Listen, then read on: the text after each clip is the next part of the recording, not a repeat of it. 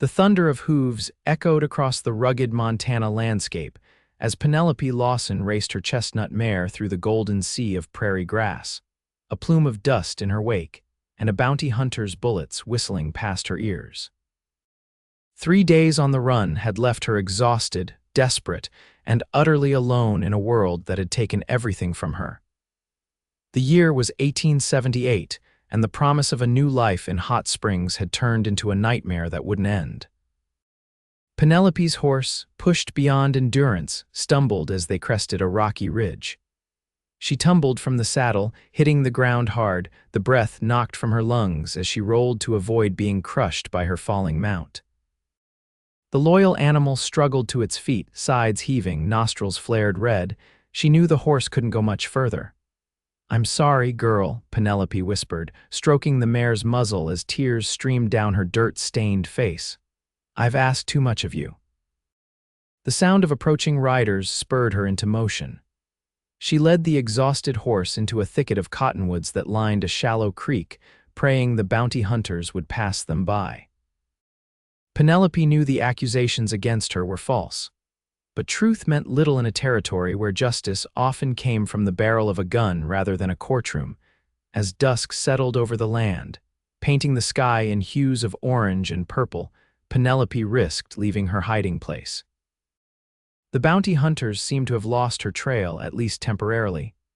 She needed to find shelter for the night, someplace where she could tend to her horse and gather her wits. In the distance, a lone light flickered against the growing darkness. A ranch, perhaps, or a lined shack where she might beg for sanctuary. With no other options, Penelope walked carefully toward it, leading her limping mare. The small cabin nestled against the base of a rocky outcropping seemed abandoned at first glance. But as she approached, the door swung open and a tall silhouette filled the doorway. A rifle barrel glinted in the fading light. "That's far enough," a deep voice commanded. "State your business." Penelope froze, raising her empty hands. "Please," she said, her voice cracking with exhaustion and fear. "I need help. My horse is injured and I'm being pursued." The man stepped forward, his features becoming clearer in the glow from the cabin. He wore a weathered Stetson pulled low over his eyes, and a star-shaped badge gleamed on his chest. A lawman, her heart sank. "Pursued by whom?" he asked, his voice wary but not unkind. "Bounty hunters," she admitted, seeing no point in lying. "There's a price on my head for something I didn't do." The man studied her for a long moment, then glanced at her exhausted mare. His shoulders relaxed slightly, though the rifle remained steady in his grip. "Name's Adam Keller," he said finally. "I'm the sheriff of Hot Springs, and you'd be—" "Penelope Lawson," she replied, fighting the urge to run. If he recognized her name, she was finished. To her surprise, his expression showed no recognition. Either he hadn't heard of the charges against her, or he was playing a careful game. Either way, she had nowhere else to go. "Your horse needs attention," Adam said, nodding toward the mare. "And you look like you could use some rest yourself. Come on in, Miss Lawson. We'll sort this out in the morning." Penelope hesitated. "You're not going to arrest me?" A faint smile touched his lips. "Madam, if I arrested everyone who came to my door looking troubled, I'd need a jail 10 times the size of the one in town. Besides, I'm not technically on duty out here." He lowered his rifle. "My cabin's on the edge of Hot Springs territory. I come here when I need peace from town business." Relief flooded through her, though caution kept her tense as she followed him to a small stable attached to the cabin. Together they tended to her horse, Adam's hands gentle as he examined the animal's legs and hooves. "She'll be all right with rest," he pronounced. "Good stock. Yours?" "My father's," Penelope said softly. "She's all I have left of him." Something in her tone made Adam glance up sharply. Their eyes met in the dim light of the stable lantern, and for a moment, Penelope felt as though he could see straight through to her soul. Inside the cabin, Adam built up the fire and prepared a simple meal of beans, bacon, and coffee. Penelope sat at the rough-hewn table, fighting to keep her eyes open. The warmth and the first real safety she'd felt in days were making it difficult to maintain her guard. "Eat," Adam encouraged, placing a tin plate before her.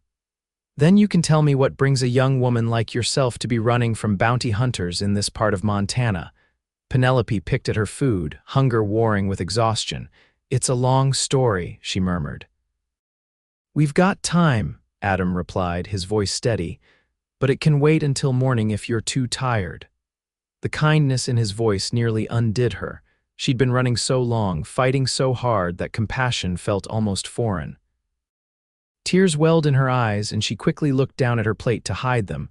"I've lost everyone," she whispered, the words escaping before she could stop them. "My parents, my brother, my home, everything." Adam's gaze was level and calm as he studied her across the table.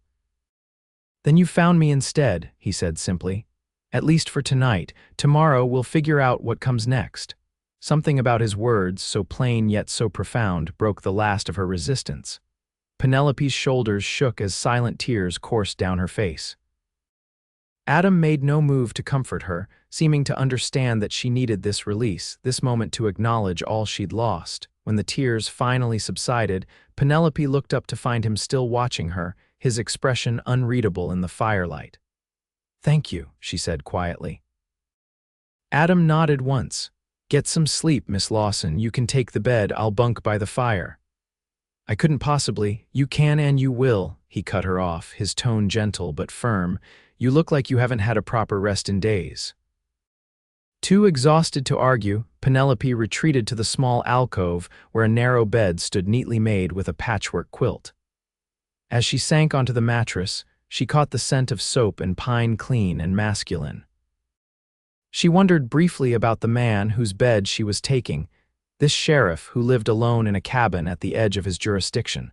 Sleep claimed her almost instantly, pulling her down into blessed darkness where bounty hunters couldn't reach her. Her last conscious thought was that she would need to be gone before dawn. She couldn't risk bringing trouble to the door of the one person who had shown her kindness. Morning came with golden light streaming through the cabin's small window. Penelope woke disoriented, momentarily forgetting where she was until the events of the previous day came rushing back. She sat up quickly, realizing she'd slept far later than intended. The cabin was empty, but a pot of coffee bubbled on the stove, and a plate covered with a cloth sat on the table. She found fresh clothes, men's clothing, but clean, folded at the foot of the bed with a note. "Figured you might want something clean. Back soon. Stay put." AK, Penelope frowned at the directive. Stay put. She couldn't afford to wait around for the sheriff to return, not with bounty hunters on her trail. Yet the promise of clean clothes and hot food was too tempting to resist. She changed quickly, rolling up the sleeves and pant legs of clothes that were much too large for her slender frame, then attacked the plate of flapjacks and bacon with a hunger that surprised her. She was washing her plate when the cabin door opened and Adam stepped inside, carrying a bundle under his arm. He paused, taking in the sight of her in his clothes, and a slow smile spread across his face. "Morning," he said, setting down his bundle. "Sleep well." "Better than I have in weeks," she admitted, "but I need to be moving on." Adam shook his head. "Not just yet. I rode into town at first light to ask some questions." He fixed her with a direct gaze. "You're wanted for murder, Miss Lawson, the killing of your stepfather, Theodore Blackwell." Penelope felt the blood drain from her face. "I didn't kill him," she whispered. "I swear it." "I believe you," Adam said, surprising her. "The story didn't sit right with me. A young woman shooting a man in cold blood, then stealing his money and running. Too neat." He gestured to the bundle he'd brought in.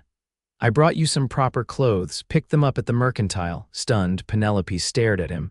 "Why would you help me? You don't know me." Adam poured himself a cup of coffee before answering. "I've been sheriff of Hot Springs for 8 years. I've gotten pretty good at reading people." His blue eyes met her steadily. "You're running scared, but you're no killer. The bounty hunters are after the reward your stepfather's brother posted," Adam finished for her.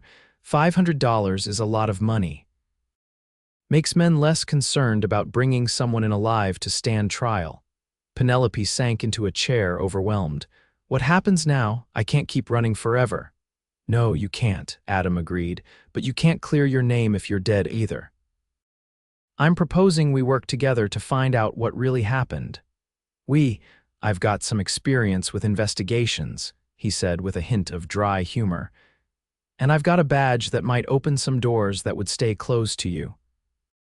Hope, dangerous and fragile, flickered to life in Penelope's chest. "Why would you risk your reputation to help a stranger?" Adam's expression grew serious. "Because too often in this territory, people take justice into their own hands without bothering to learn the truth. I've seen innocent people swing because it was easier than asking questions." He paused. "Tell me your story, Miss Lawson, all of it." Penelope took a deep breath. "My father died 3 years ago, pneumonia. He left our ranch outside of Helena to me and my younger brother, James. 6 months later, my mother married Theodore Blackwell, a businessman from back east. He seemed kind at first, but after the wedding, she swallowed hard. He changed," Adam supplied quietly. She nodded. "He was cruel to my mother, cruel to James. He started selling off pieces of our land to pay for his gambling debts. When my mother objected, Penelope's voice faltered. "The doctor called it an accident, a fall down the stairs, but I knew better." "I'm sorry," Adam said, and the genuine compassion in his voice gave her the strength to continue. "After Mother died, things got worse. James and I tried to run the ranch, but Theodore controlled everything. 2 months ago, James disappeared. Theodore claimed he'd run off, but I knew my brother would never leave me alone with him." Her hands clenched into fists. "I started asking questions in town. Then I found James's pocket watch in Theodore's desk, the one our father gave him that he never took off. When I confronted Theodore, he admitted he'd killed James and buried him somewhere I'd never find him. And he threatened you next," Adam guessed. Penelope nodded, tears flowing freely now. "I packed a bag that night, planning to leave at dawn. But when I went downstairs, I found Theodore dead in his study, shot through the heart. His brother Victor was there, holding the gun." Adam's eyebrows rose. "Victor Blackwell, the one who posted the bounty?" "Yes, he claimed I'd done it, that he'd walked in just after. No one would believe me over him. He's wealthy, respected, so I ran." She wiped at her tears with the back of her hand. "I took what money I could find and Theodore's horse. Victor's been after me ever since." Adam was quiet for a long moment, absorbing her story. "Victor Blackwell," he finally said. "The name's familiar. I believe he's been through Hot Springs a few times on business, has interests in mining operations across the territory." "He wanted my father's land," Penelope explained. "There's a copper deposit on the North Ridge. Theodore was just a means to an end, marry my mother, gain control of the property. When James and I stood in his way, we became obstacles to remove. And with you gone, either captured or killed, Victor inherits everything through his brother," Adam concluded. "A tidy arrangement." "Exactly," Penelope said bitterly. "I have no proof, just my word against his, and a woman's word doesn't count for much in a territorial court." Adam rose and paced the small cabin, thinking. "We need to find your brother's body," he said finally. "If we can prove Theodore murdered James, it casts doubt on Victor's story and gives us leverage to investigate further." "But I don't know where James is buried," Penelope protested. "No, but someone might." Adam turned to face her. "Theodore would have needed help, a ranch hand maybe, or someone from town who owed him a favor." Hope and fear warred within her. "If I go back to Helena, Victor will have me arrested immediately." Adam's mouth quirked in a half-smile. "Who said anything about you going as Penelope Lawson?" He gestured to the bundle he'd brought. "Those clothes aren't just for practical purposes. I'm thinking we need to change your appearance a bit." For the first time in months, Penelope felt a genuine smile tug at her lips. "Are you suggesting I disguise myself, Sheriff Keller?" "I'm suggesting we use every advantage we have," he replied. "And call me Adam. If we're going to be partners in this, we might as well use our given names." "Partners," Penelope repeated, testing the word. "All right then, Adam, what's our next move?" "First, we get you properly outfitted. Then we head to Helena, but not directly. We'll take a roundabout route, gather information along the way. Victor Blackwell may be powerful, but he's not invisible. Men like him leave traces, make enemies." Penelope studied the determined set of Adam's jaw, the intelligence in his eyes, and felt something she hadn't experienced in a long time, faith in another person. This man she barely knew was risking everything to help her find justice. "Why are you really doing this?" she asked softly. Adam's expression grew distant. Let's just say I understand what it's like to lose everyone you love and be alone against forces bigger than yourself. He refocused on her, his gaze clear and direct. I couldn't help my family when they needed me. Maybe I can help you. The simple honesty of his answer touched something deep within her. Thank you, she whispered. Don't thank me yet, he warned. The hard part's still ahead. With those prophetic words, they began preparations for their journey. Adam taught Penelope how to darken her fair hair with coffee grounds and walnut hulls, transforming her appearance from golden-haired beauty to nondescript brown. She practiced speaking with a slight accent, claiming to be Adam's widowed sister-in-law from Minnesota if anyone asked. They left the cabin at dawn the following day, Penelope riding her rested mare and Adam on his sturdy bay gelding. Instead of heading directly west toward Helena, they rode north, aiming for the small settlement of Clearwater where Adam had friends who could be trusted.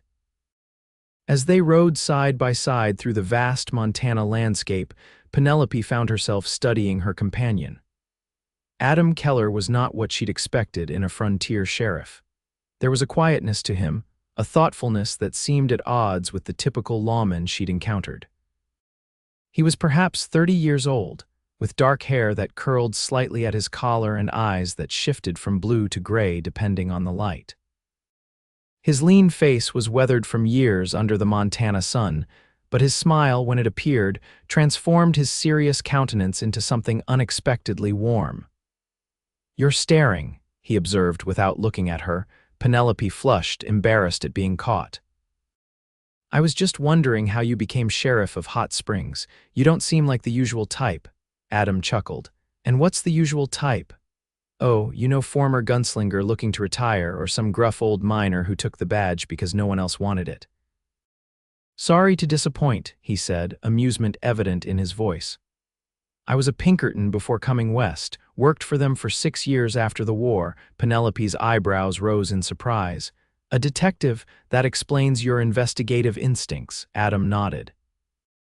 "I got tired of chasing down train robbers and being away from home for months at a time. Thought a sheriff's position in a small Montana town would be quieter." His mouth twisted wryly. "Shows what I know." "Hot Springs keeps you busy?" Penelope asked. "Busy enough." "We've got the usual troubles: drunken cowboys on Saturday nights, occasional claim jumpers, disputes between ranchers and homesteaders." He glanced at her. "Nothing quite like harboring a fugitive and embarking on a quest to clear her name, though. That's new." Penelope couldn't help but laugh, the sound surprising her after so many weeks of fear and grief. "Well, I'm glad to provide some excitement in your life, Sheriff." Adam's eyes crinkled at the corners. "Just don't make a habit of it." They camped that night in a sheltered hollow, far from any trails where bounty hunters might pass. As they sat by the small fire, sharing a simple meal of jerky and hardtack, Penelope found herself relaxing for the first time in months. There was something about Adam's steady presence that made her feel protected, despite the dangers that still lurked ahead. "Tell me about your family," Adam said suddenly, breaking the comfortable silence. Penelope glanced up, surprised by the request. "What would you like to know?" "Anything you want to share. Happy memories. The people they really were, not just how they died." Understanding dawned on her. He was giving her a chance to remember her loved ones as they had lived, not just as victims. The gesture touched her deeply. "My father was the best horseman in the county," she began, her voice soft with remembrance. "He could gentle the wildest Mustang with just his voice and patience. He taught me to ride almost before I could walk." A smile touched her lips. "My mother used to say I was born in the saddle." "And your mother?" Adam prompted. "Beautiful, kind, stronger than anyone knew." Penelope's eyes grew distant. "She came west with my father when they were newly married, leaving behind a comfortable life in Boston. Never complained, even during those first hard winters. She loved to read, had books shipped all the way from St. Louis. She read to us every night, no matter how tired she was." "And your brother," James, was 4 years younger than me. "Looked just like our father, same blue eyes, same laugh. He wanted to be a doctor someday. Always patching up injured animals, asking questions about how things worked." Her voice caught. "He would have been 19 next month." Adam was quiet for a moment, respecting her grief. Then he said, "They sound like wonderful people. I wish I could have known them. What about your family?" Penelope asked, redirecting the conversation before tears could overtake her again. A shadow crossed Adam's face. "Lost them in '63, raid on our farm in Missouri. I was away fighting. The war," he nodded once. "Union Army. When I came home on leave, there was nothing left. House burned, family gone." His voice was flat, emotionless, but Penelope could sense the depth of pain beneath the words. "I'm sorry," she said softly. "Were there many of you?" "Parents, 2 younger sisters." Adam's jaw tightened. "Eliza was 16, Mary just 12. Penelope's heart ached for the young man he must have been, returning to such devastation. "Is that why you became a Pinkerton? To find who did it?" "Partly," he admitted. "Never did find them, though. Too much chaos during those years, too many atrocities on both sides." He poked at the fire with a stick, sending sparks dancing into the night sky. "Eventually, I had to decide whether to spend my life looking backward or try to build something new. And you chose to build," Penelope observed. Adam's eyes met hers across the flames. "I'm still working on it." Something unspoken passed between them in that moment, a recognition of shared loss, shared understanding. They were 2 souls who had survived devastation and were still finding their way forward one day at a time. The next morning dawned clear and crisp. They broke camp early and continued north, keeping to less traveled paths where they were unlikely to encounter other riders. By midday, they crested a ridge that offered a sweeping view of the valley below, where the small town of Clearwater nestled along the banks of a winding river. "My friend Marcus Reed runs the livery there," Adam explained as they started their descent. "Former Pinkerton like me, he's got ears in places we don't, might know something about Victor Blackwell." "Can he be trusted?" Penelope asked, anxiety returning as they approached civilization. "With your life," Adam assured her. "He saved mine more than once." The town was busier than Penelope had expected, with wagons and riders coming and going from the cluster of wooden buildings that made up the main street. She pulled her hat lower, conscious of her disguise but still fearful of recognition. The livery stable stood at the far end of town, a large, weathered structure with corrals extending behind it. As they dismounted, a barrel-chested man with a salt and pepper beard emerged, wiping his hands on a rag. "Well, I'll be damned," he boomed, his face breaking into a grin. "Adam Keller, as I live and breathe. What brings the law from Hot Springs to my humble establishment?" "Good to see you too, Marcus," Adam said, clasping the man's hand firmly. "Been too long." Marcus's eyes shifted to Penelope, curiosity evident. "And who might this be?" "My sister-in-law, Patricia," Adam said smoothly, using the alias they'd agreed upon. "Patricia, this is Marcus Reed, the finest horseman and worst poker player in the territory." Marcus let out a bark of laughter. "He's right about the poker, madam, though I'd argue the first point." He tipped his hat to her. "Welcome to Clearwater." "Thank you," Penelope replied, adding the slight accent they'd practiced. "Adam has spoken highly of you." "Has he now?" Marcus's eyes twinkled. "Well, don't believe more than half of what he tells you, good or bad." He gestured toward the stable. "Come on in. Bess has stew on, and you both look like you could use a hot meal." They followed Marcus through the livery to a small but comfortable living quarters at the back. A plump woman with kind eyes looked up from her cooking as they entered. "Adam Keller," she exclaimed. "Saints preserve us, you get thinner every time I see you." Her gaze shifted to Penelope. "And you've brought company this time." After introductions were made and bowls of savory stew were placed before them, Marcus leaned back in his chair, fixing Adam with a penetrating look. "Now, old friend, what's the real story? You didn't ride all this way to introduce me to your brother's widow, especially since I attended John's funeral 5 years back and know full well his wife was a red-headed Irish girl named Maureen." Adam's expression didn't change, but Penelope felt herself tense. Marcus noticed and gave her a gentle smile. "Don't worry, miss. Whatever trouble you're in, you're among friends here." Adam glanced at Penelope, who gave him a slight nod. They had agreed to trust Marcus, and now was the time to put that trust to the test. "Her real name is Penelope Lawson," Adam began, "and she's wanted for a murder she didn't commit." Over the next hour, they laid out the entire story for Marcus and Bess, who listened without interruption. When they finished, Marcus let out a low whistle. "Victor Blackwell," he said, shaking his head. "You don't aim small, do you? You know him?" Penelope asked eagerly. "Know of him," Marcus corrected. "Man's got mining interests all over the territory, copper mainly, though I've heard he's branched into silver. Not a man to cross." "He's also a murderer," Adam said quietly. "Twice over if Penelope's right about her brother." Marcus's expression turned grim. "I believe it. Men like Blackwell think they're above the law. Money and connections let them get away with just about anything." He looked at Penelope. "No offense, miss, but without proof, you're fighting an uphill battle." "That's why we need information," Adam explained.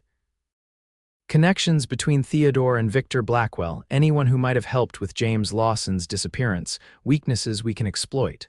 Marcus rubbed his beard thoughtfully. "I might know someone who can help. Pinkerton stationed in Helena. Name's Charlotte Wilder, goes by Charlie. Agencies got her working undercover as a saloon girl at the Silver Dollar. If anyone knows the dirty secrets of Helena's elite, it's Charlie." "A female Pinkerton?" Penelope asked, surprised. "Best in the business," Marcus confirmed. "She's been gathering evidence on corruption in the territorial government for months. Blackwell's name might have come up." Adam nodded slowly. "It's a good lead. How do we contact her?" "Carefully," Marcus warned. "She's deep in her role. You'll need a signal." He explained the system of coded phrases that would identify them as friends to the undercover agent. Bess, who had been quiet throughout the discussion, suddenly spoke up. "You can't go to Helena looking like that," she said practically, eyeing Penelope. "Your disguise is good for passing notice, but it won't hold up to scrutiny in the town where you're wanted." "What do you suggest?" Adam asked. Bess's eyes twinkled. "Leave her with me for the afternoon. By evening, her own mother wouldn't recognize her." True to her word, Bess worked a transformation on Penelope that left Adam staring in astonishment when she emerged from the bedroom. Her hair, previously darkened to brown, was now jet black, styled severely and partially covered by a widow's cap. Subtle touches around her eyes and mouth added years to her appearance, and the plain, high-necked black dress completed the image of a middle-aged widow in mourning. "Well," Penelope asked, feeling strangely vulnerable under Adam's intense scrutiny. "Remarkable," he said finally. "I wouldn't have recognized you." Bess beamed with pride. "The trick is in the details. Walk slower, keep your head slightly bowed, speak softly. No one looks too closely at a widow, especially one who seems consumed by grief." They spent the night at Marcus and Bess's home, grateful for the comfortable beds and hot food after days on the trail. In the morning, supplied with fresh provisions and Marcus's detailed directions to find Charlie Wilder, they set off toward Helena. "Your friends are good people," Penelope observed as the town of Clearwater faded behind them. "The best," Adam agreed. "Known Marcus since our first days with the Pinkertons. He took a bullet for me once in Kansas City. And Bess, she doesn't seem like the typical frontier wife." Adam chuckled. Bess was an actress in Chicago before she married Marcus, specialized in disguise and voice work, useful skills in our line of work. The Pinkertons occasionally hired her for special assignments. "That explains her talent with my transformation," Penelope mused. "I barely recognized myself in the mirror." "It's a good disguise," Adam assured her, "but remember to stay in character. The slightest slip could give you away." They traveled cautiously, keeping to back roads and camping rather than staying at roadhouses where they might be noticed. As they drew closer to Helena, Penelope grew increasingly anxious. This was the place where her life had fallen apart, where her family had been destroyed. Returning felt like walking willingly into a lion's den. Adam seemed to sense her unease. "We don't have to do this," he said quietly one evening as they sat by their small campfire. "We could turn back, head east, start fresh somewhere no one knows your name." The offer tempted her more than she wanted to admit. To simply leave it all behind, to escape the pain and danger, the thought was seductive.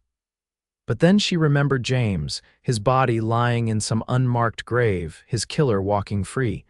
I can't, she said, meeting Adam's gaze across the flames. Not until I've found James and brought Victor to justice. I owe my family that much. Adam nodded, a glimmer of approval in his eyes. I thought you'd say that, just wanted you to know you have options. Why? Penelope challenged softly. Why give me an out now when we're so close? He was quiet for a long moment, poking at the fire with a stick. Because I care what happens to you, he finally said, his voice low. More than I should, perhaps. The admission hung in the air between them, neither quite ready to acknowledge what it might mean. Penelope felt her heart beating faster, aware of a shift in their relationship that had been gradually occurring over the days of their journey. I'm glad you found me that night, she said finally. I don't think I would have survived much longer on my own. You're stronger than you give yourself credit for, Adam replied. But I'm glad I found you too. Their eyes met, and for a breathless moment, Penelope thought he might say more. Instead, he stood and stretched. We should get some sleep. Tomorrow we reach Helena and we'll need our wits about us. Helena sprawled across its valley, a bustling hub of commerce and politics that had grown rapidly since the gold strikes of the 1860s. As they rode down from the surrounding hills, Penelope felt a surge of painful memories. She'd grown up visiting this town, accompanying her father on supply runs, attending the occasional social event with her mother. Now it felt alien and hostile, a place where she was hunted rather than welcomed. They entered through a less traveled eastern approach, avoiding the main roads where bounty hunters might be watching. Adam had exchanged his sheriff's badge for plain clothes, presenting himself as a widower traveling with his aunt, a relationship that explained their companionship while maintaining a respectful distance. The Silver Dollar Saloon stood on a side street off Last Chance Gulch, its weather-beaten facade belying the lively business within. Even in the afternoon, piano music and raucous laughter spilled from the swinging doors. Wait here, Adam instructed, helping Penelope down from her horse. Let me make sure Charlie's working today before we both go in. Penelope nodded, suddenly grateful for her widow's disguise as she stood in the shadow of a nearby building, head bowed as if in perpetual mourning. No one gave her a second glance, exactly as Bess had predicted. Adam returned 15 minutes later, his expression carefully neutral. She's there, serving tables in the back. I've ordered us a meal in a corner booth. Remember the code phrases Marcus taught us. Inside, the Silver Dollar was dimly lit and thick with tobacco smoke. Cowboys and miners rubbed shoulders with businessmen and freight drivers, all drawn by the promise of whiskey, cards, and female companionship. Penelope kept her eyes lowered as Adam guided her to a secluded table in the rear corner. A striking woman with auburn hair piled high approached their table, a tray balanced on one hip. Her painted face and low-cut dress marked her as one of the saloon girls, but there was an intelligence in her green eyes that belied her apparent profession. What can I get for you folks? She asked, her voice husky. Adam smiled politely. Just some coffee for now, black as a Missouri night. The woman's expression didn't change, but Penelope noticed a slight sharpening of her gaze at the coded phrase. Coffee it is, she replied. Though we've got better offerings for a man who's ridden far. I'm sure you do, Adam answered, but I promised Marcus Reed I'd stay out of trouble. At the mention of Marcus's name, the woman Charlie gave an almost imperceptible nod. Your food will be out shortly, she said, then leaned closer as if adjusting the napkins on their table. Back door, 20 minutes, come alone. She sauntered away, stopping to flirt with patrons at other tables as if their exchange had been nothing special. Adam and Penelope ate their meal in relative silence, conscious of the eyes and ears around them. When the time came, Adam murmured, "Stay here. Order another coffee if anyone gets suspicious. I'll be back as soon as I can." Penelope watched him weave through the crowded saloon and disappear through a door near the back. Left alone, she maintained her widow's demeanor, sipping slowly at her coffee and keeping her face partially concealed by her veil. A commotion at the front of the saloon drew her attention. Two men had entered, rough-looking types with the unmistakable bearing of bounty hunters. Penelope's heart raced as she recognized one of them as the lead pursuer who had chased her to Adam's cabin. Keeping her head down, she angled herself away from the door, praying they wouldn't notice her. The men bellied up to the bar, ordering whiskey and engaging the bartender in conversation. Though she couldn't hear their words, she saw the bartender shake his head, then point toward a poster tacked to the wall, a wanted notice with her face crudely sketched upon it. Panic threatened to overwhelm her. She needed to warn Adam, but moving might draw attention to herself. As she debated her options, the bounty hunters turned from the bar and began scanning the room. Their gaze passed over her once, dismissing the black-clad widow, then returned to the other patrons. Relief flooded through her, but it was short-lived. The door through which Adam had disappeared opened, and he emerged, followed by Charlie. The female Pinkerton was now dressed in a practical riding outfit, her saloon girl persona discarded. The bounty hunters noticed the movement and turned. One nudged the other, pointing at Adam with a whispered comment. Recognition dawned on their faces. They had seen him during their pursuit of Penelope. Without thinking, Penelope rose from her seat, her only thought to warn Adam of the danger. The sudden movement caught the attention of the nearest bounty hunter. His eyes narrowed as he studied her, looking past the disguise to the woman beneath. "That's her," he shouted, reaching for his gun. "Lawson girl!" Chaos erupted in the saloon. Patrons dove for cover as the bounty hunter fired a shot that splintered the wood above Penelope's head.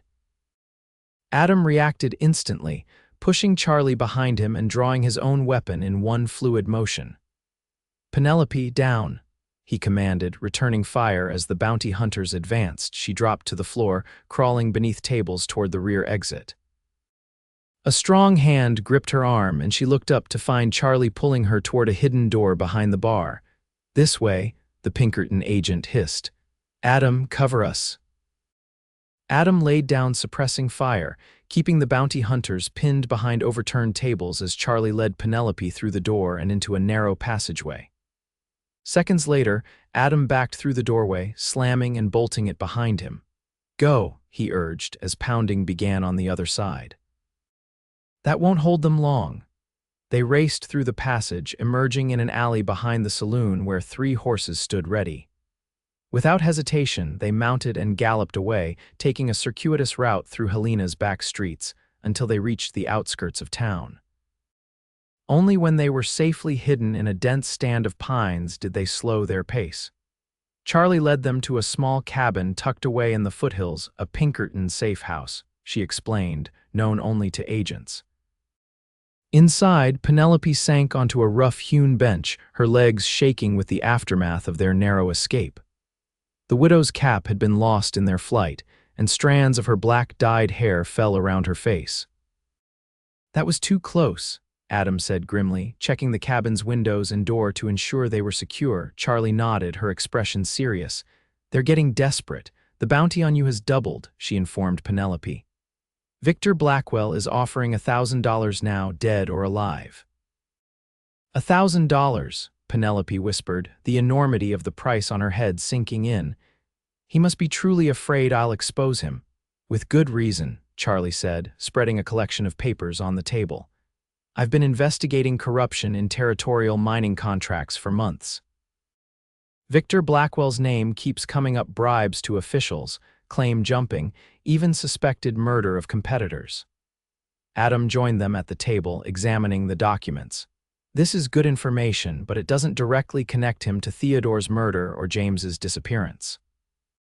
"No," Charlie agreed, "but it establishes a pattern of behavior, and I might have something more concrete." She pulled out a folded letter from her jacket. "One of my informants is a clerk at Blackwell Mining Company. He copied this correspondence between Victor and Theodore from 3 months ago." Penelope read the letter with growing horror. In it, Victor instructed his brother to handle the boy problem permanently and referenced a property deed that needed to be secured before the copper deal goes through. "James," she whispered, tears filling her eyes. "He's talking about James." Adam squeezed her shoulder gently. "This is evidence, Penelope, not enough for a conviction, but enough to start asking harder questions." "There's more," Charlie said. The clerk overheard Victor talking about a property called Willow Creek, said something needed to stay buried there. Penelope's head snapped up. Willow Creek is an old mining camp about 20 miles from our ranch. It was abandoned years ago when the vein played out. My father used to take us fishing there sometimes. Isolated, abandoned, a good place to hide a body, Adam observed grimly. Or evidence, Charlie added. Either way, it sounds like a place worth investigating. They spent the night at the safe house planning their next move. Charlie would return to Helena to continue gathering evidence on Victor's illegal activities, while Adam and Penelope would ride to Willow Creek at first light. As they prepared for sleep, Penelope found herself alone with Adam for the first time since their escape from the saloon. He was checking their weapons by lamplight, his face set in determined lines. "I put you in danger today," she said quietly. "I should have stayed hidden when those men came in." Adam looked up, his expression softening. "You acted on instinct to protect me. I can't fault you for that." "Still, I nearly got us killed. Occupational hazard," he said with a slight smile. "Comes with the territory when you're trying to bring down powerful men." Penelope studied him, this man who had become so important to her in such a short time. "Why are you really doing this, Adam? And don't tell me it's just because you believe in justice." He set down the revolver he'd been cleaning and met her gaze directly. "When I found you that night, you reminded me of myself after I lost my family. Lost, alone, fighting against forces too big to defeat." He paused, choosing his words carefully. "Helping you feels like redemption somehow, a chance to do for you what no one could do for me." "Is that all?" she asked softly, her heart beating faster as she took a step toward him. Something flickered in Adam's eyes, vulnerability, longing, fear. "No," he admitted. "That's not all." The air between them seemed charged with unspoken feelings. Penelope took another step closer until she could feel the warmth radiating from his body. "I've lost everyone I ever loved," she whispered. "I'm afraid to care for anyone again." Adam's hand came up to gently touch her cheek. "I understand fear, Penelope. I've lived with it for years." His thumb traced the curve of her jaw, "But I'm starting to believe some things are worth the risk." Slowly, giving her every chance to pull away, he lowered his head. Their lips met in a kiss that was tender and questioning at first, then deepened with a shared hunger that surprised them both. Penelope's arms wound around his neck as he pulled her closer, the world narrowing to this moment, this connection between two wounded souls finding solace in each other. When they finally broke apart, both breathing heavily, Adam rested his forehead against hers. "We should get some rest," he murmured. "Tomorrow will be challenging." Penelope nodded, though she made no move to step away. "Adam," she said hesitantly, "whatever happens, thank you for believing in me when no one else would." He pressed a gentle kiss to her forehead. "Get some sleep, Penelope. I'll take first watch." That night, as she drifted to sleep on a narrow cot, Penelope realized something had shifted within her. For the first time since losing her family, she was thinking about the future, not just surviving the next day, but what might come after justice was served. And in that tentative future, Adam Keller's face featured prominently. Dawn brought a drizzling rain that shrouded the landscape in mist as they bid farewell to Charlie and set out for Willow Creek. They traveled cautiously, avoiding main roads and settlements, aware that news of their escape would have spread. The abandoned mining camp lay in a narrow valley, its weathered buildings slowly being reclaimed by nature. As they approached, Adam signaled for caution, drawing his revolver. "Stay close," he murmured. "This place may not be as abandoned as it looks." They searched the dilapidated structures methodically, the assay office, bunkhouses, the mine entrance itself. Nothing seemed disturbed, no sign of recent activity until they reached a small cabin set apart from the others, partially hidden by overgrown pine trees. "The foreman's quarters," Penelope explained. "It would have been the most comfortable building in the camp." Unlike the other structures, the cabin's door was secured with a relatively new padlock. Adam examined it closely, then drew his gun and shot it off with practiced precision. Inside, the cabin was musty but surprisingly intact. A layer of dust covered everything, but there were signs of recent visitors' footprints on the floor, a lantern that still contained oil. "Someone's been here," Adam observed, moving carefully through the space. "Recently."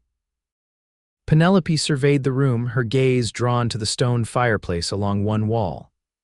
"Adam," she called, pointing to the hearth, "the stones, they don't match." He knelt beside the fireplace, examining where she pointed. Several of the hearth stones appeared newer than the rest, the mortar between them fresher. "Help me with this," he said, pulling out his knife to pry at the mortar. Together, they worked at the stones, loosening them one by one until they revealed a cavity beneath the hearth. Adam reached in and pulled out a metal box, its surface smeared with dirt but the lock intact. "Stand back," he warned, before shooting the lock as he had the door. Inside the box lay a collection of papers, deeds, contracts, letters, and a small leather-bound journal. As Penelope rifled through the documents, her hands trembling, Adam examined the journal. "These are all related to our ranch," Penelope said, scanning the papers. "Surveys of the copper deposits, false deeds with forged signatures, communications with mining investors." She looked up at Adam, her eyes wide. "This is the evidence that Victor and Theodore were planning to steal our land." Adam's expression was grim as he held up the journal, and this appears to be Theodore's personal record of their scheme. Including, he turned to a marked page, a detailed account of what happened to James.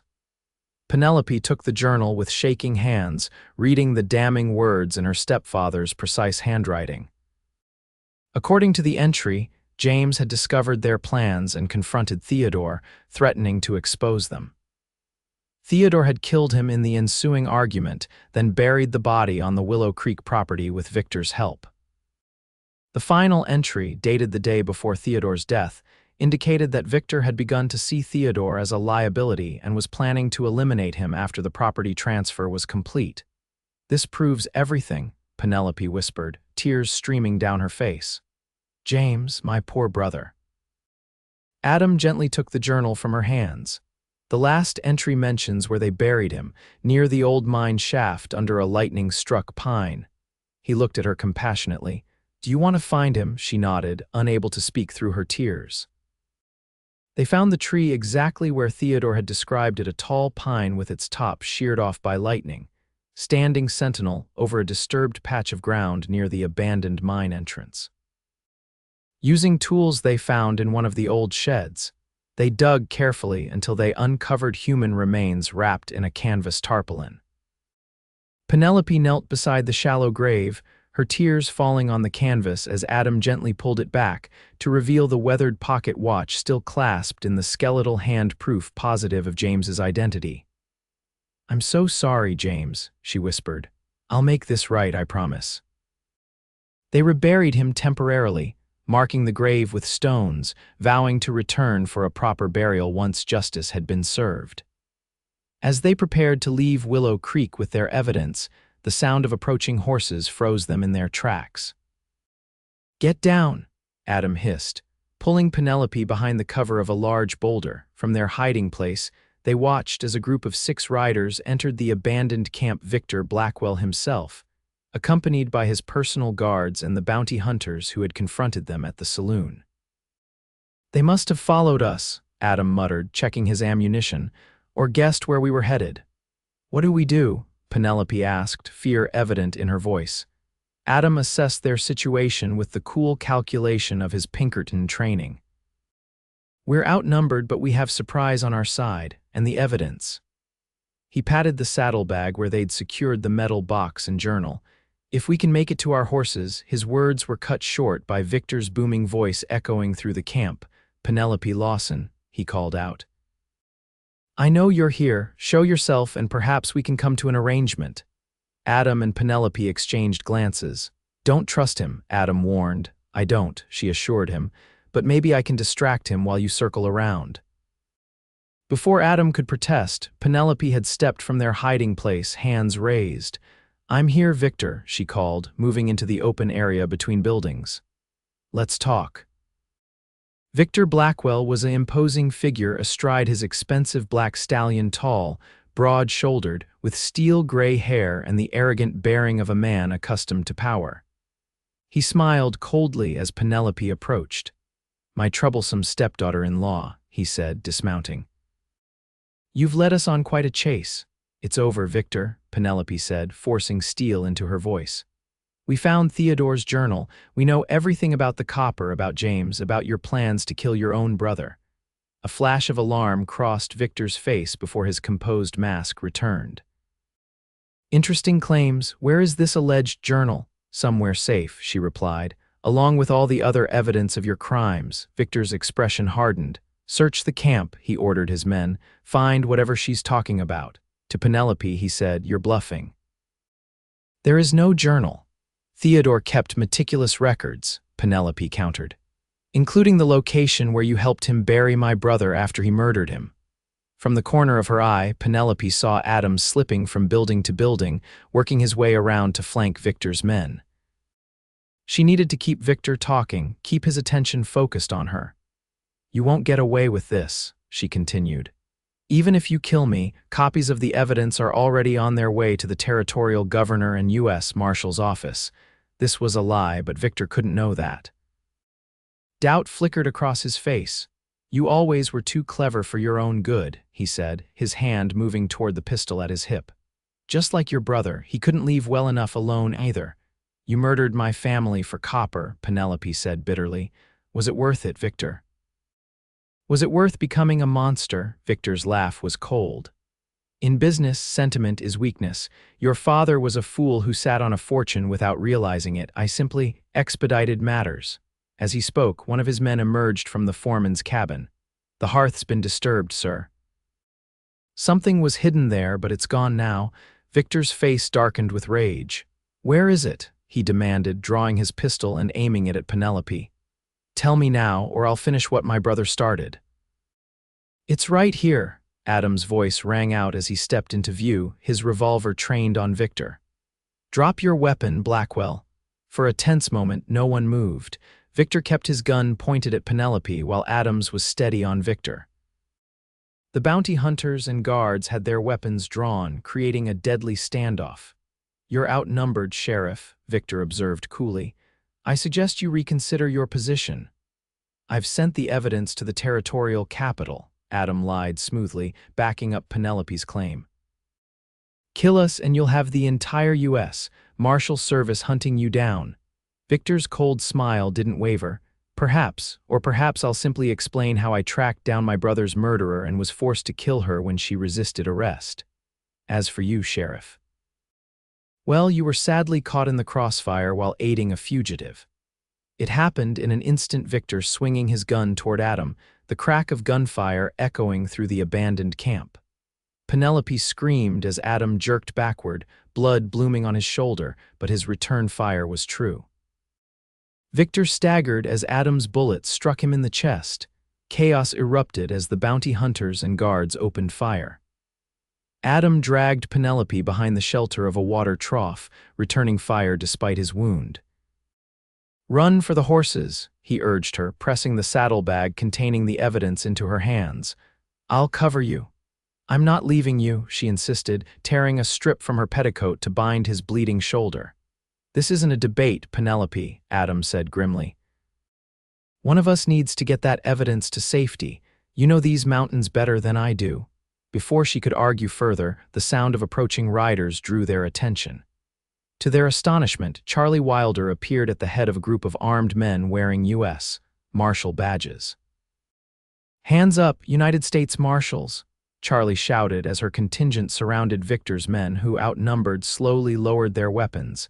Victor Blackwell lay on the ground, clutching his bleeding chest, his face twisted with pain and fury.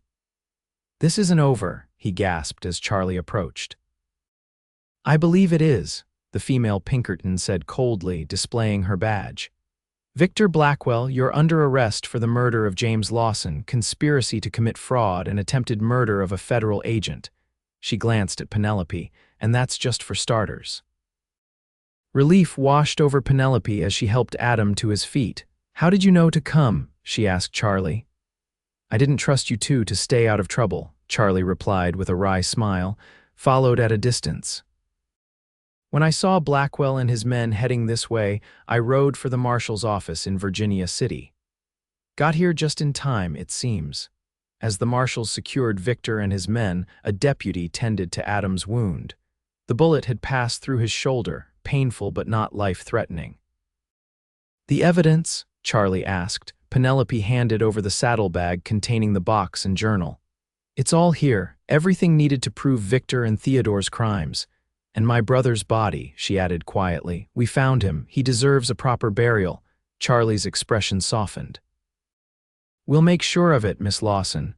And with this evidence, Victor Blackwell will hang for what he's done." As the prisoners were led away and arrangements made to transport James's remains, Penelope found herself beside Adam, who sat on a fallen log while the deputy finished bandaging his shoulder. "You saved my life," she said softly.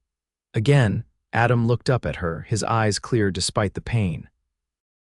"We saved each other," he corrected, "and found justice for your family." "What happens now?" she asked, the question encompassing far more than the immediate future.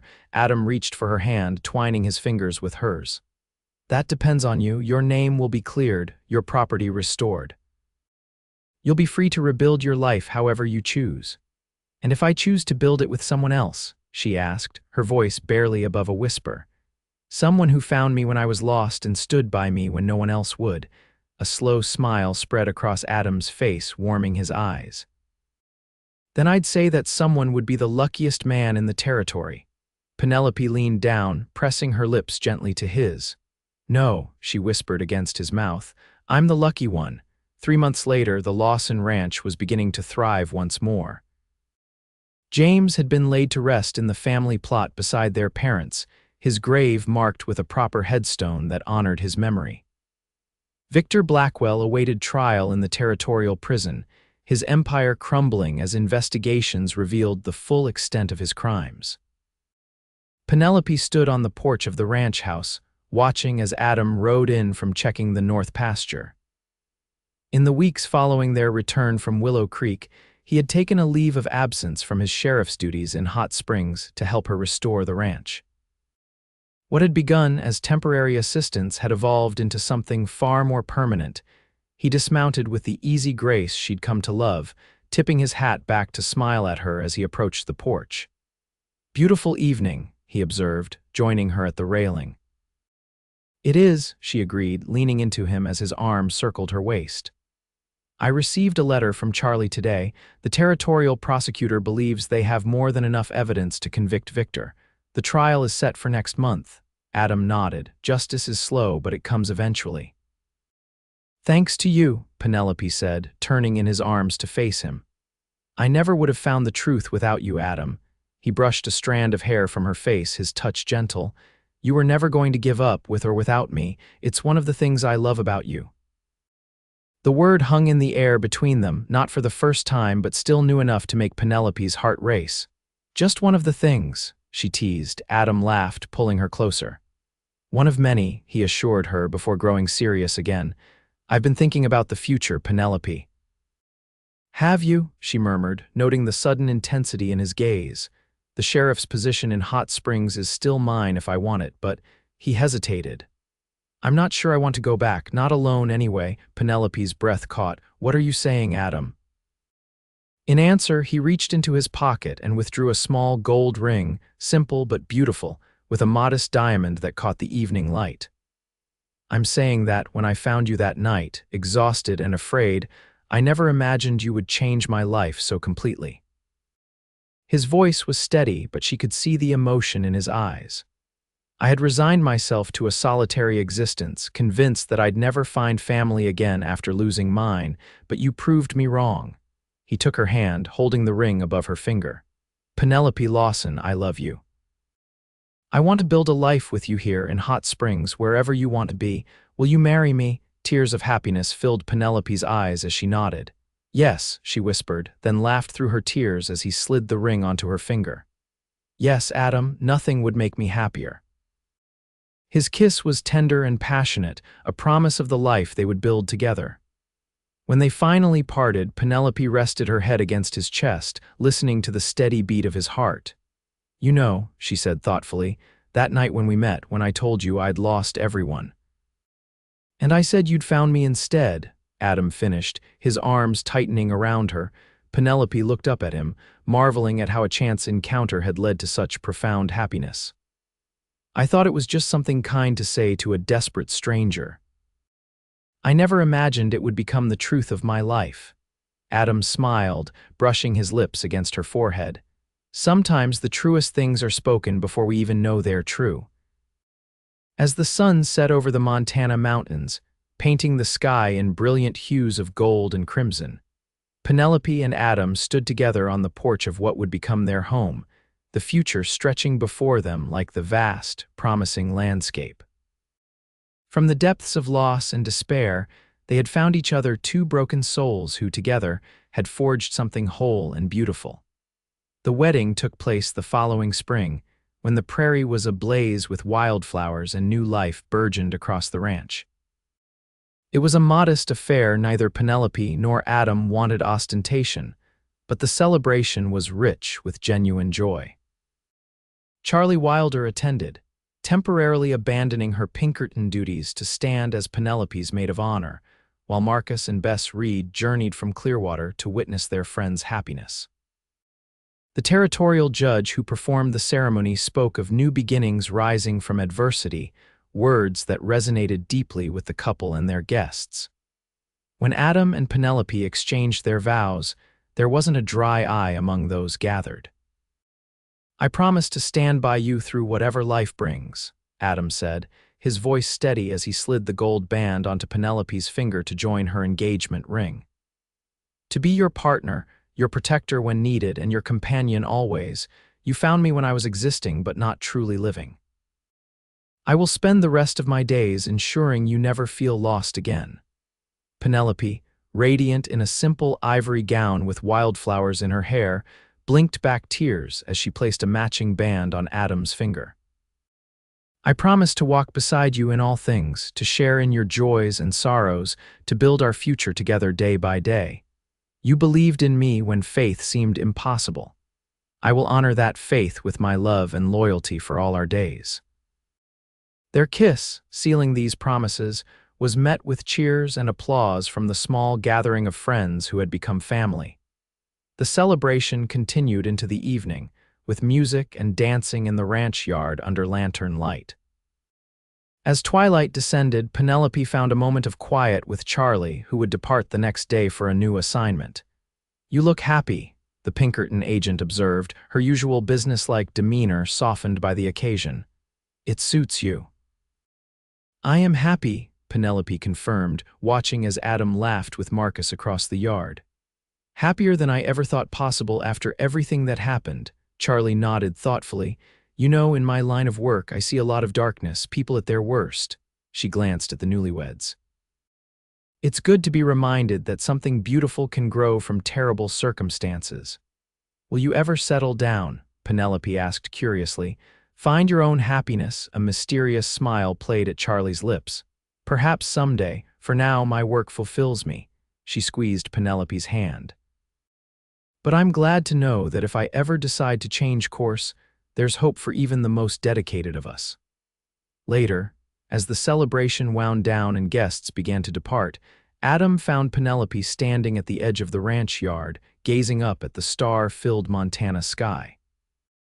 Having second thoughts, Mrs. Keller? He asked softly, wrapping his arms around her from behind. Penelope leaned back against him, savoring the strength and warmth of his embrace.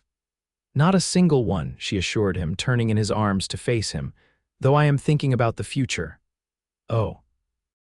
Adam raised an eyebrow. And what do you see in this future of ours? Children, she said simply. A home filled with laughter, the ranch prospering, you and me growing old together on this land. Adam's smile was tender as he brushed a strand of hair from her face. That sounds like a fine future indeed. And you, she asked, do you ever miss being sheriff, the excitement of the job? He shook his head. I had enough excitement in my Pinkerton days to last a lifetime. What I needed was a home, a purpose beyond the badge. His hand caressed her cheek. You gave me that, Penelope, you and this place. They walked hand in hand back to the ranch house, now theirs together, stepping into the future they would build side by side. That future unfolded with the changing seasons, bringing challenges and joys in equal measure. The first year of their marriage saw the ranch return to full productivity, with healthy cattle grazing the restored pastures and crops thriving in the fertile soil. Adam proved to be as skilled at ranching as he had been at law enforcement, his methodical nature and strong work ethic helping to transform the once neglected property into one of the most prosperous in the region.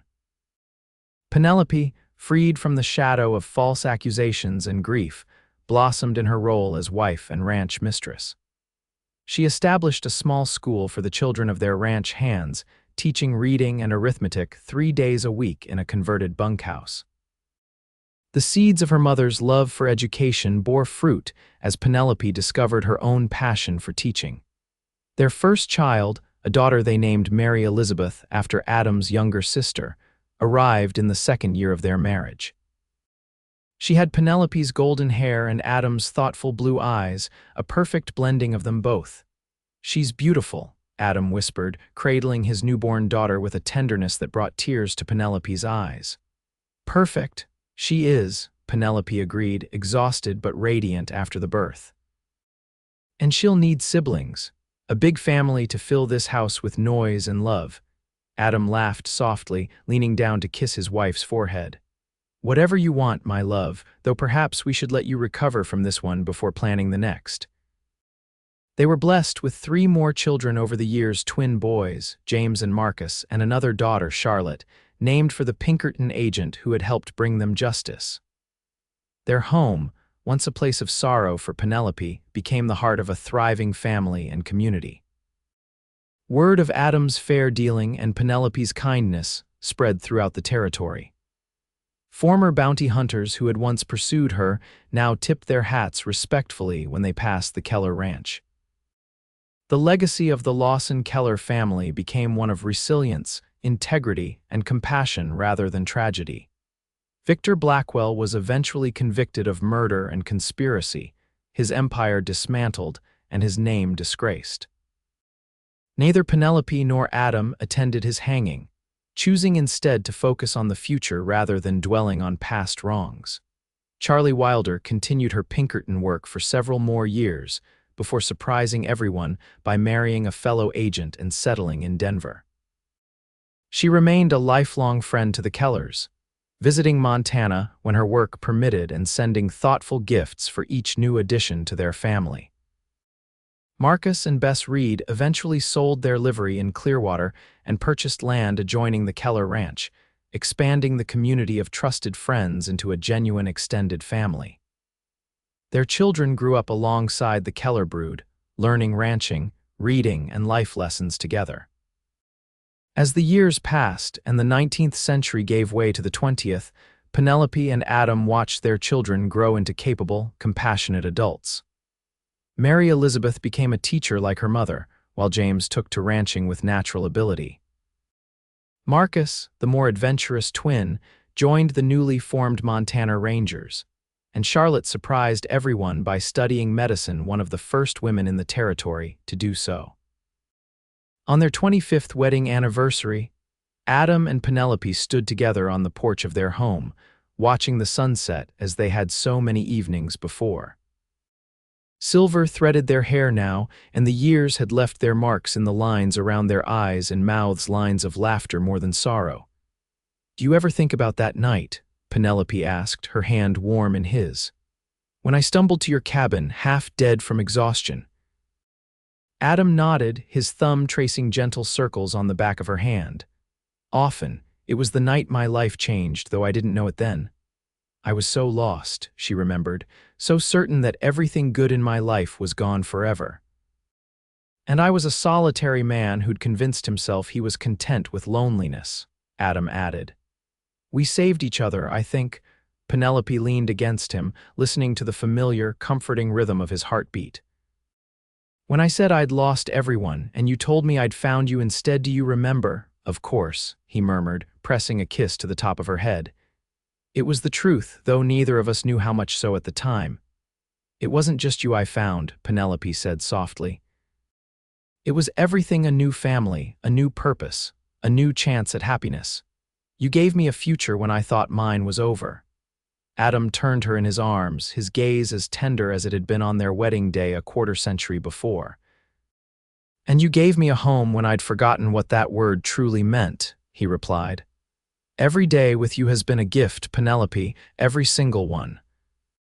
As twilight deepened into night and the first stars appeared in the vast Montana sky, Adam and Penelope Keller held each other close, secure in the knowledge that what they had built together, their family, their home, their love, would endure long after they were gone, a legacy born from loss but defined by joy. In the years that followed, their grandchildren and even great-grandchildren would gather on that same porch to hear the story of how their family began with a desperate young woman who had lost everything, and the sheriff who offered her not just sanctuary, but a new beginning. It became a cherished legend passed through generations, a reminder that even in the darkest moments, hope can be found in unexpected places, and love can heal the deepest wounds. And so the legacy of Penelope and Adam Keller lived on, not just in the blood of their descendants, but in the values they instilled and the love they shared, proof that sometimes the greatest journeys begin when we think we've reached the end of the road.